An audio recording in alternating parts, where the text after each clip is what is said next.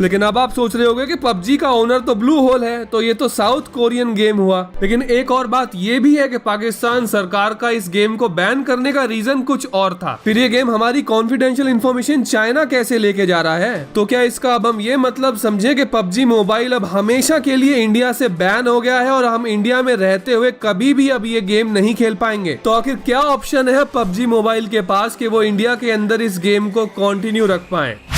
Hello gamers, कैसे हो आप? आज इंडियन मोबाइल गेमिंग कम्युनिटी के लिए एक बहुत ही दुख भरी खबर सामने आई है। आज हमारी भारतीय सरकार ने 118 यानी कि 118 मोबाइल ऐप्स को बैन करने की अनाउंसमेंट की है। और मेरे भाई, मुझे बेहद अफसोस के साथ ये कहना पड़ रहा है कि उसमें पबजी मोबाइल ऐप भी है। सो क्या पबजी मोबाइल हमेशा के लिए इंडिया में अब बैन कर दिया गया है, या फिर इसके ऊपर लगने वाला बैन बहुत जल्द हट जाएगा? और हट जाएगा तो किन कंडीशंस में हट सकता है? ऐसे ही कुछ सवाल आपके भी जहन में होंगे, इसलिए मैं आज इस वीडियो को इसीलिए लेकर आया हूं ताकि मैं आपके इन सारे सवालों का जवाब दे पाऊं। तो आज डेट है 2 सितंबर और आज Indian ministry of electronics and information technology ने शाम को 5:30 बजे 118 एप्लीकेशंस की लिस्ट दी है। और ये रहा इंडियन मिनिस्ट्री का वो ऑफिशियल हैंडल जहां से उन्होंने आज इस न्यूज को अनाउंस किया है। तो चलो गाइस, सबसे पहले तो फटाक से इस प्रेस रिलीज को पढ़ लेते हैं। ये रहा वो लिंक, इस लिंक से हम इस अनाउंसमेंट नोटिस पर पहुंच जाते हैं। Ministry of electronics and IT government blocks 118 mobile apps which are prejudicial to sovereignty and integrity of India, defense of India, security of state and public order।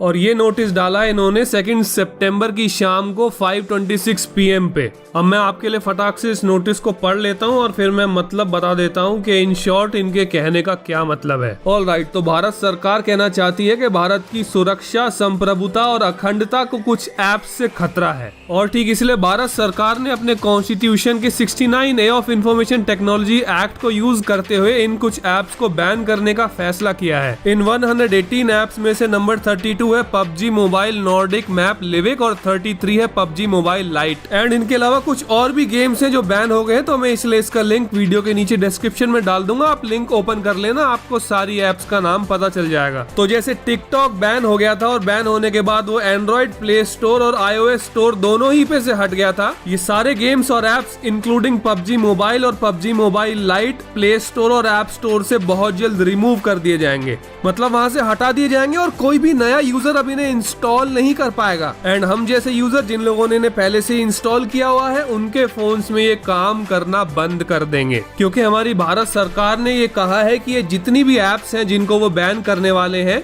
इनसे हमारी डेटा सिक्योरिटी को बहुत बड़ा risk है।